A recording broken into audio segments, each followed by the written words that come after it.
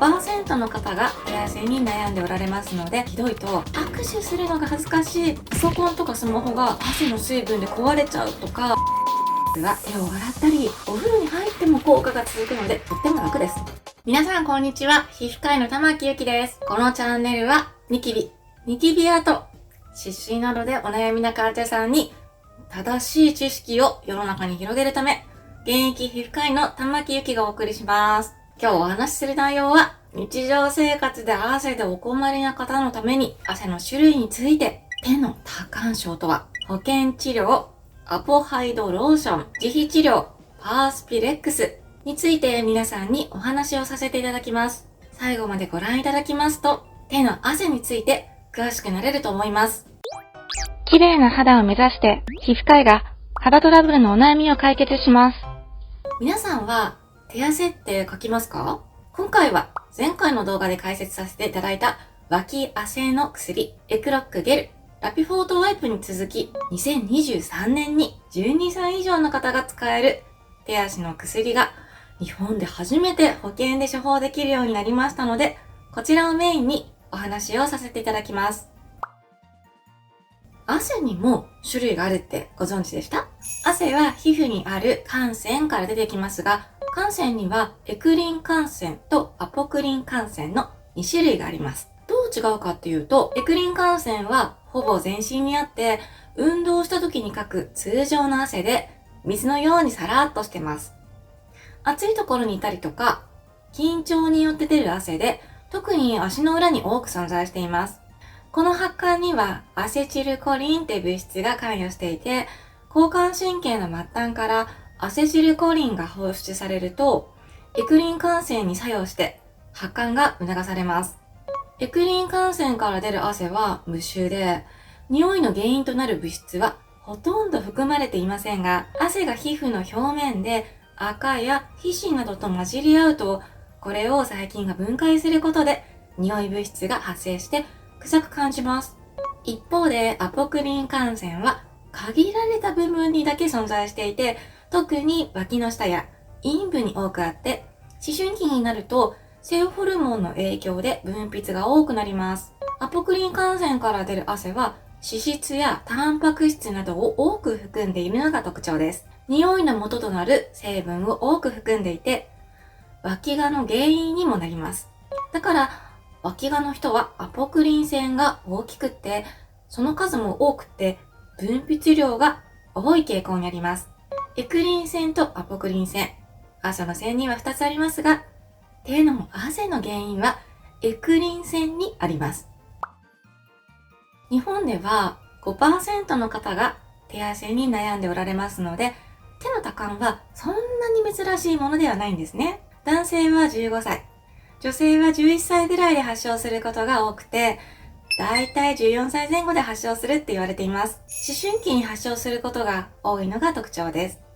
エクリン汗腺から出る汗がひどいと、握手するのが恥ずかしい、学校のプリントが汗でしわくちゃになっちゃう、本当に症状が強い方だとパソコンとかスマホが汗の水分で壊れちゃうとか、学校生活や職場でお困りの方がいらっしゃいます。エクリン腺が手足に影響があることが先ほどご説明しましたが、ここからはそれを抑える薬について今から説明しますね。2023年6月に処方ができるようになったアポハイドローション。これは湿布で有名な久光製薬さんから販売されたものですが、12歳以上の方に使えて4週間使用すると 52% の方が手の汗が半分以下になったって報告されています。もともとどうして多汗になるのかっていうと、よく緊張すると手から汗が出ますよね。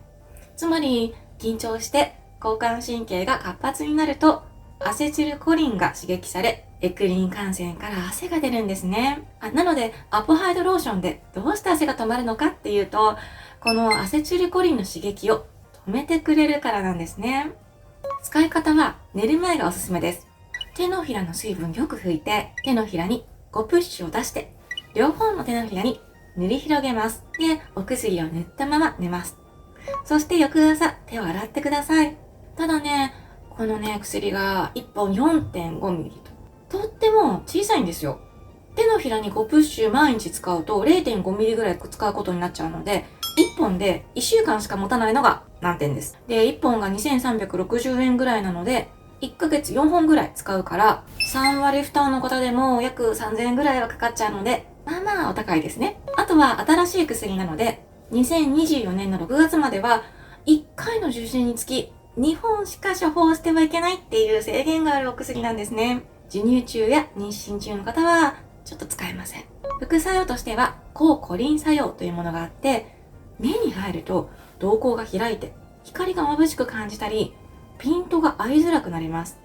だからアポハイドローションがついた手で目をこすってしまうとそういう症状が出ますので、こすらないようにしないといけません。実はもう一つ、健康保険が効かないのですけれども、手汗だけではなく足の汗も止めてくれるとってもいい薬があります。それがパースピレックスです。この主成分は塩化アルミニウムなのですが、これはアポハイドローションとは全く別の方法で汗を止めてくれるんです。パースピレックスを使うと主成分の塩化アルミニウムが汗腺に浸透すると、汗を出す管に残っている水分と反応して角栓を作ってくれるんですね。そうすると蓋ができて物理的に密封をしてしまうので、汗腺を塞いでしまうんです。なので一時的に汗が出なくなるんです。だからといってこの角栓は永久ではなくって、皮膚のターンオーバーとともに剥がれてしまうので、また汗は出てきます。この周期が3日から7日ぐらいなので、週に2回ぐらい使うだけでいいんで、毎日塗らなくてもいいんです。普通の制汗剤だと汗とか運動とかで取れてしまって効果なくなっちゃうんですけれども、パースピレックスは手を洗ったりお風呂に入っても効果が続くので、とっても楽です。これも12歳未満のお子さんには使用しないようにとなっています。先ほどのアポハイドローションの適用が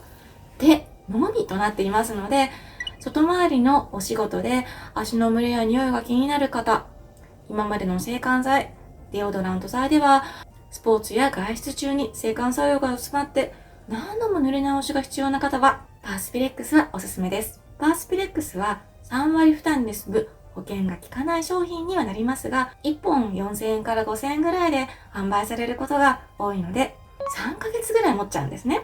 なので1ヶ月3000円のアポハイドローションと1ヶ月1500円のパースピレックスを比較しちゃうと、コスパはパースピレックスの方がいいですね。パースピレックスはよく乾いた傷のない皮膚に寝る前に塗ります。なぜ寝る前に使用した方がいいかっていうと、夜間は汗腺の活動が低下して角栓が作りやすくなるからです。効果が出るまでの最初の1週間だけは毎日使っていただいて、効果が出始めたら週2回ぐらいで十分効いてくれます。塗ったところは朝、手足など洗うようにしてくださいね。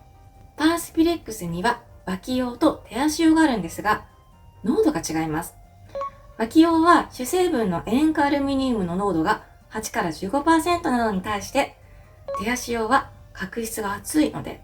25% も配合されています。脇はね、デリケートな部位でお薬の吸収が手よりいいので、手足用を脇に使ってしまうと刺激が強すぎてかぶれちゃったり赤みが出る可能性がありますのでご注意くださいね。アポハイドローションとじゃあパースピレックスって併用していいのかしらね。両方とも寝る前に塗った方がいいので、寝る時間が被ってしまうのがちょっと問題ですね。なので、もし両方を、手に塗ってみたいと思った場合は、パースピレックスを、効果が出るまで1週間ほど使っていただいて、その後は週2回ぐらいしか使わないので、パースピレックスを使わない日にアポハイドローションを使うっていうのはありかもしれないですね。ということで、今日は手足の汗について、汗の種類について、手の多汗症とは、保険治療、アポハイドローション、自費治療、パースピレックスについて皆さんにお話をさせていただきました。いかがでしょうか？手足の汗の治療について詳しくなれましたでしょうか？このチャンネルでは綺麗な肌を目指す方へ、皮膚科医が肌トラブルのお悩みを解決しています。今回の動画が少しでも役に立ったなという方は、コメントや高評価ボタンを押していただけると、今後の動画更新の励みになりますので、とても嬉しいです。次回は脇がについてお話をします。では次の動画でお会いしましょう。さようなら。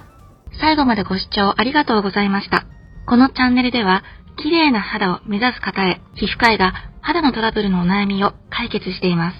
コメントや高評価ボタンを押していただけると今後の動画更新の励みになるのでとても嬉しいです。それではまた次回の動画でお会いしましょう。